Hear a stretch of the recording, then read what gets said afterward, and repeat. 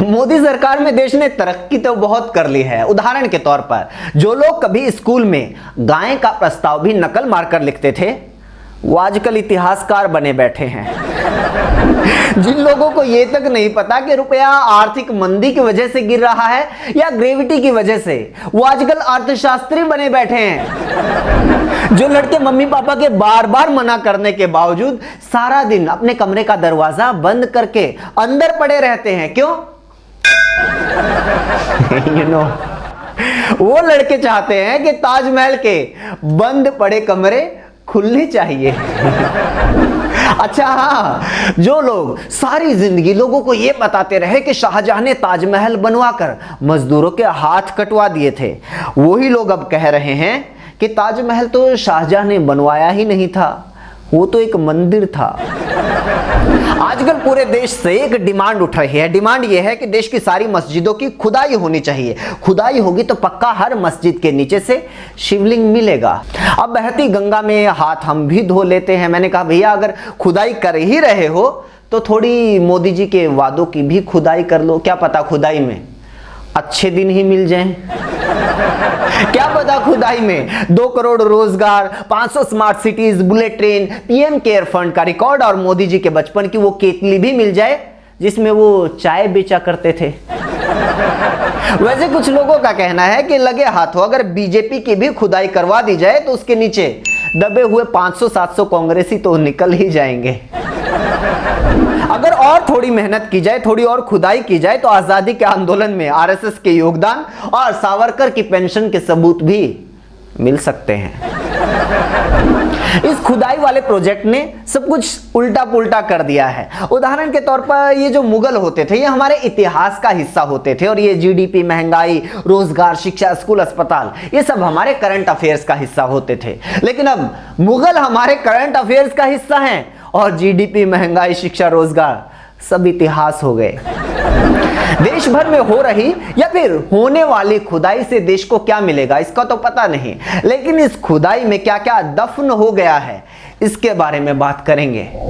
इस खुदाई में करीब 1.5 लाख रेलवे की नौकरियां दफन हो गई है। जी हां, रेलवे में नौकरी का सपना देख रहे युवाओं को सरकार ने कहा है कि फालतू के सपने देखने की जरूरत नहीं है, टीवी पर मस्जिद की खुदाई की खबरें देखो, क्योंकि इंडियन रेलवे ने पिछले 6 साल में ग्रुप सी और ग्रुप डी की करीब 72,000 नौकरियों को खत्म कर दिया है, पद ही खत्म कर दिए। और इतना ही नहीं, रेलवे को 81,000 और पदों को खत्म करने का प्रस्ताव भी पहुंच चुका है, यानी 1.5 लाख नौकरियां दफन।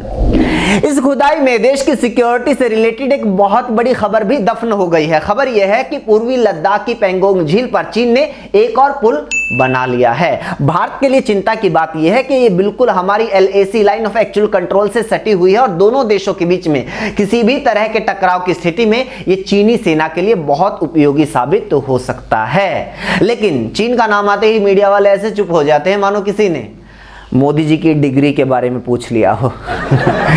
वैसे भी जब लोग रेहड़ी, रिक्शा और कबाड़ी वाले की दुकान पर बुलडोजर चलने से खुश हैं तो चीन वाला रिस्क लेने की क्या जरूरत है। इस खुदाई में एक और बड़ी खबर दफन हो गई। खबर यह है कि खाने पीने के सामान, ईंधन और बिजली के दाम में रिकॉर्ड बढ़ोतरी होने से थोक महंगाई दर अप्रैल में 15% पार कर गई। दिसंबर 1998 के बाद यह पहली बार हुआ है कि थोक महंगाई दर 15% के पार पहुंची है। दिसंबर 1998 में यह 15.32 थी। इसके अलावा रुपए में 12 पैसे की और गिरावट के साथ $1 के मुकाबले रुपया 77.74 पर पहुंच गया है। रसोई गैस यानी LPG सिलेंडर की कीमत में 3.5 रुपए की और बढ़ोतरी हो गई है।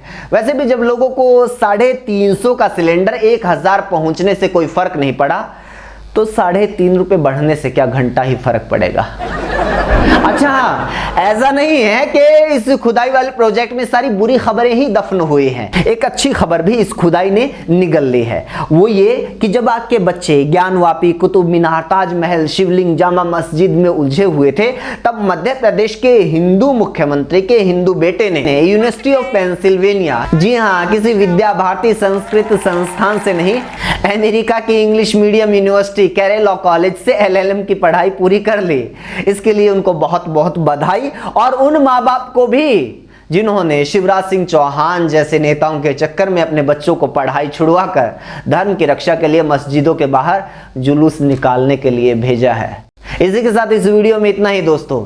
मस्जिदों की खुदाई के साथ उन गड्ढों पर भी नजर बनाए रखिए जिसमें आपका भविष्य झोंका जा रहा है। हमारी यही कोशिश है। आपको हमारा काम कैसा लगा कमेंट करके जरूर बताइए। वीडियो को और लोगों तक पहुंचाने के लिए ज्यादा से ज्यादा शेयर कीजिए। हमसे जुड़ने के लिए हमारे चैनल को सब्सक्राइब कर लीजिए, बेल आइकन को जरूर प्रेस कीजिएगा। फेसबुक पर देख रहे हैं तो पेज को लाइक कर दीजिएगा।